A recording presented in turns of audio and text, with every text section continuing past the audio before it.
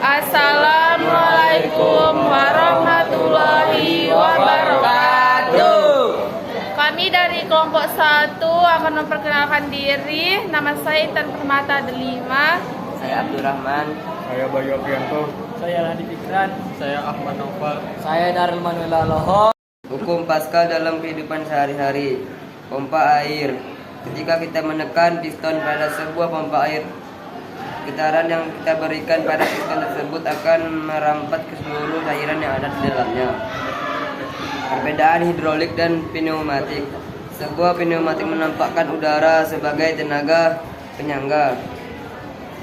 Udara bertekanan dapat menghasilkan berupa gerakan mekanik, sedangkan sistem hidrolik memanfaatkan zat air atau air fluida sebagai tenaga penggeraknya.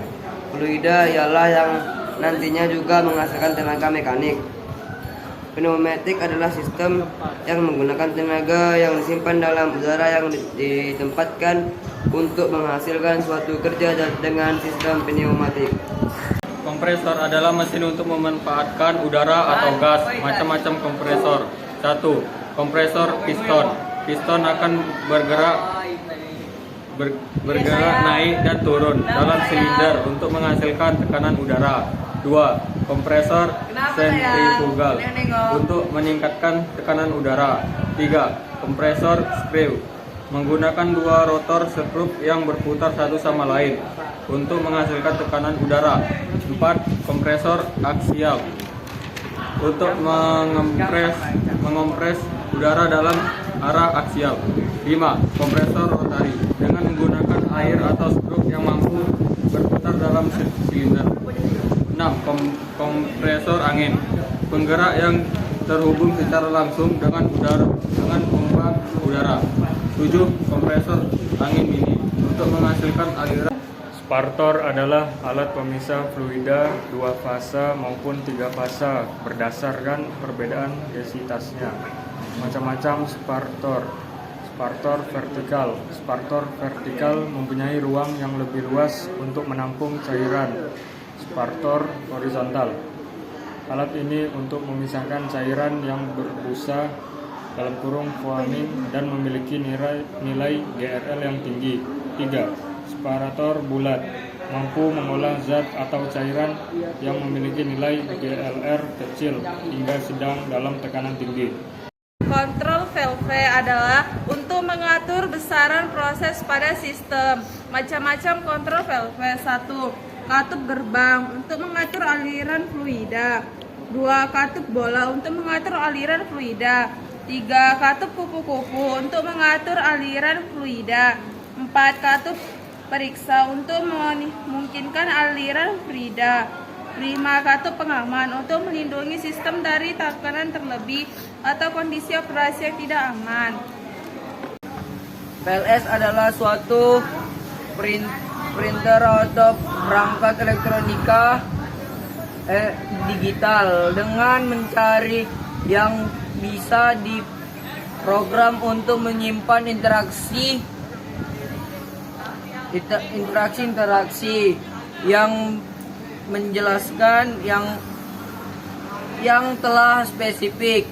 Macam-macam PLS. 1. CPU mengatur berbagai perintah dan mempernya sebelum akhirnya hasil. 2. Memori menyimpan berbagai data penting dalam bentuk chip. 3. Power supply mengontrol nilai tegangan magnet selalu berada dalam nilai enzim. 4. Programmer untuk berkomunikasi yang berisi beberapa komponen. Yang 5. Input atau out input untuk menghubungkan dan saling berhubungan dengan sistem dunia luar.